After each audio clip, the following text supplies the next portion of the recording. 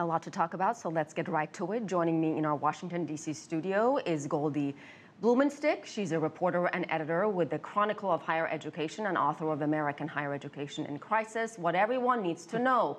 And from Delaware, we are joined by Joel Bess. He's professor of sociology and criminal justice at the University of Delaware and co-author of The Student Loan Mess, How Good Intentions Created a $1 Trillion Problem.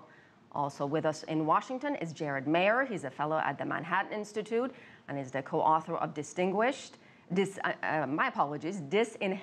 How Washington is Betraying America's Young. Welcome all to the program. Thank you for having us here. Joel, let me begin with you. What is going on with the cost of college education in the United States? The numbers are staggering here. Since 1978, more than 1,000% increase in tuition and fees. What is going on? Why the increase? Why so much?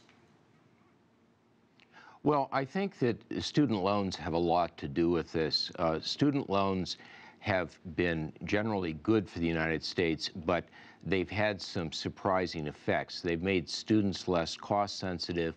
They've made colleges much less price sensitive. And colleges are raising tuition. The cost of higher education is going up faster than the cost of health care. And I think that partly that's because there's a sense that the students can come up with the money. It's also the case that state governments have reduced their support for higher education, and so for that matter has the federal government. Jared, what do you think? Can students come up with the money? Clearly they're not. They have to borrow money and they end up in colossal debt. Yeah, and I think the reason that right now this is a problem that everyone's talking about is because we have a poor job market for young people. So if you come out of school with $27,000, which is around the average for those who graduate with debt, if you come right into a high-paying job, there's really no problem for going into that amount of debt. But right now, when we have high unemployment rates among recent college graduates and over 4 in 10 are underemployed, meaning they're working in jobs that they never even needed to go to college for in the first place, that's when you start to see a major problem.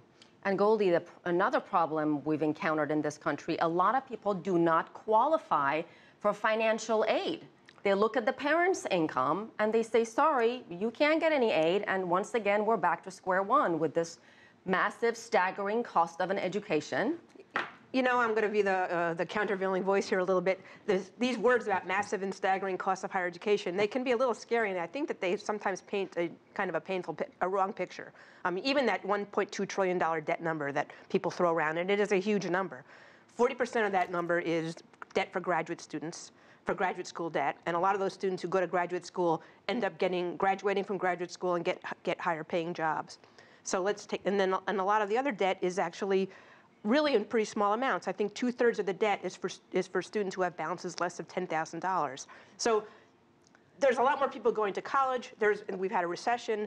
Obviously, the debt numbers are terrifying and scary, but you have to break that big number down into a little bit more of a reasonable point of view. But would you agree, getting a good college education has become a lot more expensive in the last 20, 30 years? Yeah, and there's a lot of reasons for that. Part of it is the college's fault. There's probably some argument to be made that the availability of some federal loans made colleges a little less price sensitive. It's also very true that there's been a great deal of cost shifting in how people pay for college. States paid for a lot more of college costs years ago than they do now, and that a lot of that cost has been shifted onto families. Joel, your thoughts on this? Where is the money going, by the way? Well, faculty salaries, right? The tuition. For lots of things. You know, universities have shifted how they're spending money. They're increasingly expected to build their own buildings and change their physical plant. They're expected to do a lot of tasks that didn't used to be assigned to them. I think that if you make money readily available, it's possible to find ways to spend it. I want to say one thing, and that is that the real problem with students getting in trouble is not the people who are taking out massive loans to go to professional school. The real problem is the people who take out very small amounts of loans, maybe under $10,000, but they don't finish college, because then they are not eligible for the higher paying jobs that college graduates get.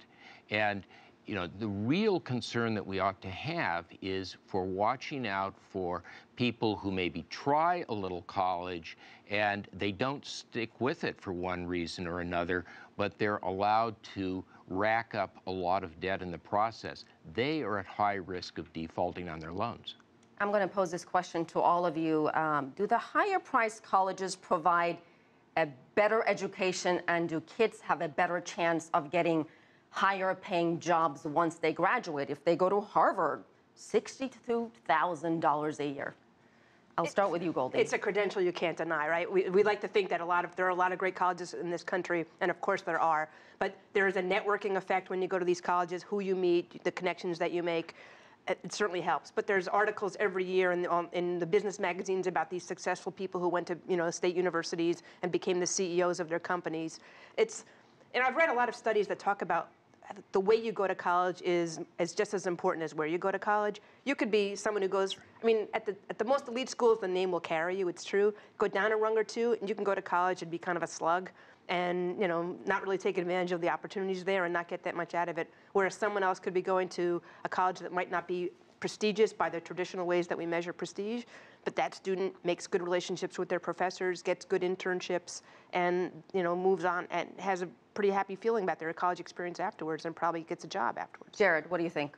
Well, I think there's definitely, for some people, going to a four-year college right after high school is the right decision. But what we've done is we've kind of treated community college as a consolation prize for people, and I think we need to figure out how we can get back to taking advantage of America's network of community colleges. Because if you go and study a high return field in the health or information technology fields, you can end up earning about the same as someone who graduated from a four-year university, and definitely a lot more than someone who went to a four-year school and then dropped out. Because I couldn't agree more with Joel when he says the major problem is people who are taking out under $10,000. 3 in 10 of them are in default right now, whereas only 18% of people who took out over $100,000 are on default. So we're leading a lot of people to four-year school, and they're just not ready for it. Joel, I will get to you in a moment, but I want to talk about Bernie Sanders. This issue of rising college tuition, debt has become a political issue during the presidential campaign. Bernie Sanders, who's running for a president, has made the cost of education a major issue. He's also focused on student debt. His message seems to be enough is enough. Let's listen. It is totally unacceptable that 40 million Americans are drowning in more than $1.2 trillion in student loan debt. Not acceptable. It is unacceptable that millions of college graduates cannot afford to buy their first home, cannot afford to buy their first car because of the outrageously high interest rates they are paying on student debt. Joel, let me start with you this time. Does Mr. Sanders have a point here?